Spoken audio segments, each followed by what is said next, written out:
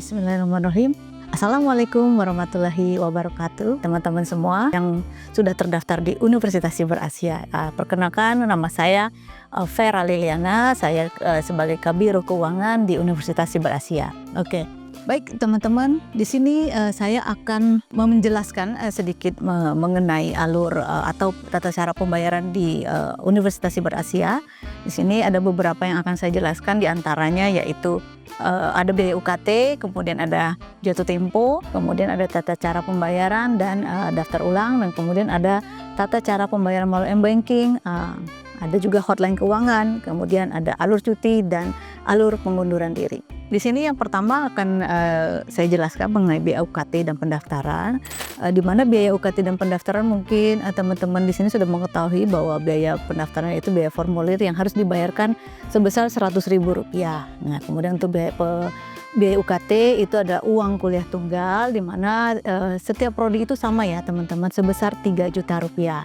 Kemudian untuk teman-teman yang ahli jenjang nih atau konversi dari D1 atau D3 ke S1 itu dikenakan biaya tambahan, yaitu biaya konversi atau biaya assessment sebesar Rp2 juta. Nah, kemudian ada di setiap semester itu kita ada jatuh tempo ini teman-teman untuk pembayaran UKT. Jadi pembayaran jatuh tempo ini di semester yang genap ini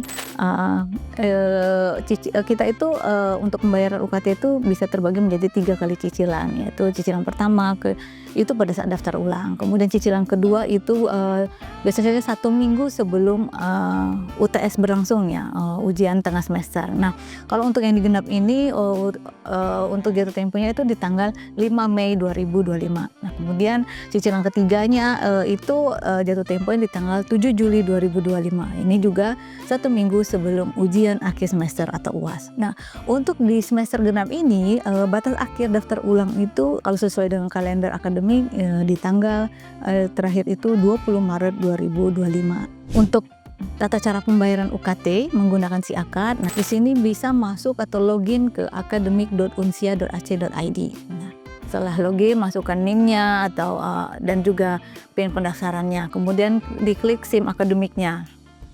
Lalu klik mahasiswa. Nah, setelah itu diklik yang profile. Nah, di sini ada tagihan mahasiswa. Kemudian tagihan mahasiswa ini teman-teman bisa mengklik 2 pilihan, yaitu yang pertama kalau teman-teman ingin membayar lunas atau full itu 3 juta, teman-teman harus menceklis tiga-tiganya. Jadi cicilan 1, 2, 3-nya diceklis semua. Kemudian kalau hanya ingin membayar 1 cicilan saja, berarti teman-teman hanya menceklis 1 saja, yaitu Rp1 juta.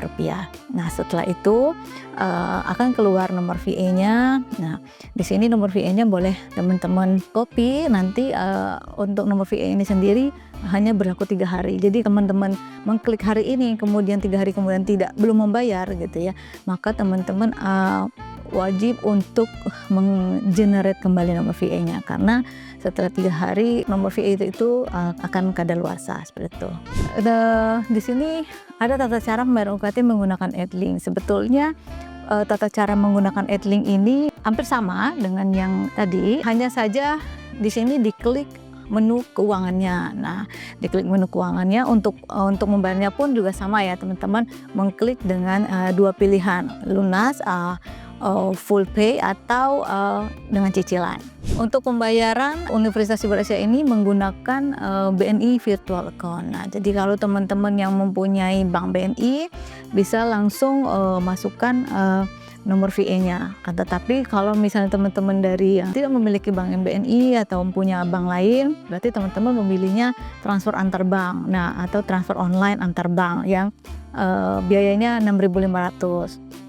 Nah, mungkin caranya teman-teman sudah mengetahui kalau melalui m-banking ini memasukkan kode bank BNI yaitu 009, kemudian masukkan tadi nomor VA yang sudah tergenerate, ada 16 digit gitu ya. Kemudian masukkan nominal transfer. Kalau misalnya teman-teman tadi memilih untuk membayar full 3 juta, akhirnya nominal transfernya sebesar Rp3.004.000 karena ada biaya administrasi sebesar Rp4.000. Nah, kemudian selanjutnya teman-teman pilih layanan transfer menggunakan real time online yang tadi saya sebutkan dengan biaya 6.500, kemudian konfirmasi rinciannya, jika sudah sesuai maka diklik ya dan transaksi telah berhasil ya. Di sini ada alur pengajuan cuti kuliah. Nah, jadi kalau teman-teman mau jika ada kendala gitu ya, mungkin mau mengajukan, saya mau cuti dulu nih gitu kan. Tapi untuk pengajuan cuti ini teman-teman bisa mengajukan cuti itu setelah melewati 2 semester ya. Kalau belum 2 semester artinya teman-teman belum bisa mengajukan cuti ya. Untuk pengajuan cuti ini teman-teman itu untuk pertama-tama wajib konsultasi dulu ke dosen pembimbing atau dosen pembimbing akademik ya, dosen PA maupun juga ke prodi. Nah, setelah konsultasi, kemudian teman-teman mendownload formulir cutinya, ada di SIAKAD atau bisa juga kirim email ke Biro Administrasi Akademik BAA untuk minta form permohonan cuti. Kemudian form itu diisi, setelah diisi mintakan tanda tangan ke dosen PA dan juga ke prodi. Kemudian setelah selesai, teman-teman baru bisa membayar tagihan cuti. Nah, tagihan cuti ini sebesar Rp150.000.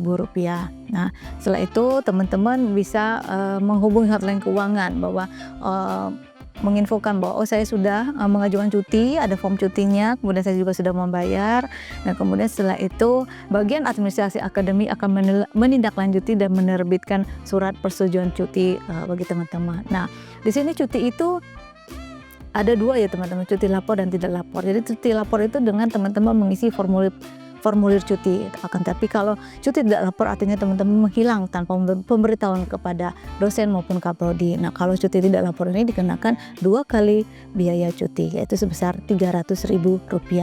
Nah, di sini ada alur pengajuan pengunduran diri. Nah, kami berharap tentunya teman-teman bisa terus kuliah dari awal sampai akhir sehingga teman-teman bisa menyelesaikan perkuliahan di Unsia gitu ya, bisa mendapatkan sertifikasi yaitu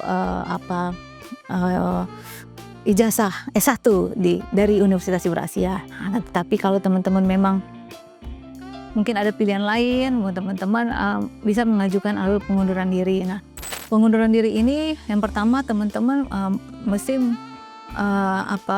meminta formulir dulu, formulir pengunduran diri. Nanti formulir ini untuk diisi mungkin alasannya kenapa. Nah, selanjutnya teman-teman bisa minta tanda tangan dosen atau dosen pembimbing akademik ya, dosen PA-nya dan juga kaprodi. Setelah itu dari Biro Administrasi Akademik akan menginformasikan ke kami bahwa ada pengunduran diri dari mahasiswa dari prodi mana atas nama siapa. Nah, kami bagian Biro Keuangan akan mengecek apakah teman-teman mempunyai tagihan ataukah sudah lunas. Nah, kalau misalkan sudah lunas, maka kami dari keuangan akan menerbitkan surat keterangan bebas biaya administrasi akademik. Nah, setelah sudah ada surat SKBBA ini, maka teman-teman bisa mengupload e-formulir yang sudah ditandatangani di SIAKAD. Akhirnya proses pengunduran dirinya sudah selesai. Teman-teman, jika teman-teman ingin bertanya atau mengalami kesulitan untuk mengenerate nomor VA, teman-teman bisa menghubungi hotline keuangan. Di sini hotline keuangan ada 3, teman-teman bisa pilih salah satu, bisa melalui email yaitu di keuangan@mail.unsia.ac.id.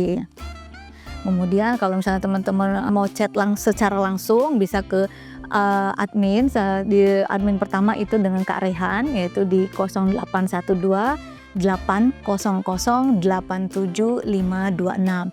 Kemudian admin yang kedua dengan Kak Anissa. Kak Anissa ini di 0812 34 167951. Nah, teman-teman ini perlu dicatat ya. Ini adalah nomor resmi hotline keuangan Universitas Siber Asia. Nah, untuk jam operasional itu keuangan itu dimulai dari Senin sampai Jumat itu jam 9 sampai jam 5 sore. Nah kalau Sabtu itu biasanya kita buka setengah hari jam 9 sampai jam 1 saja. Nah hari Minggu sebetulnya kita tutup. Akan tetapi kalau pada saat 1 minggu mau pengisian KRS, UTS atau UAS, nah ini hotline kita buka juga di Sabtu dan Minggu. Hanya saja jam operasional tetap di setengah hari jam 9 sampai jam 13. Teman-teman, demikian informasi bagian keuangan, tata cara pembayaran keuangan, pengajuan cuti dan lain sebagainya. Jika ada pertanyaan silakan hubungi hotline keuangan yang tadi. Baik, terima kasih. Demikian pemaparan dari Biro Keuangan. Wassalamualaikum warahmatullahi wabarakatuh.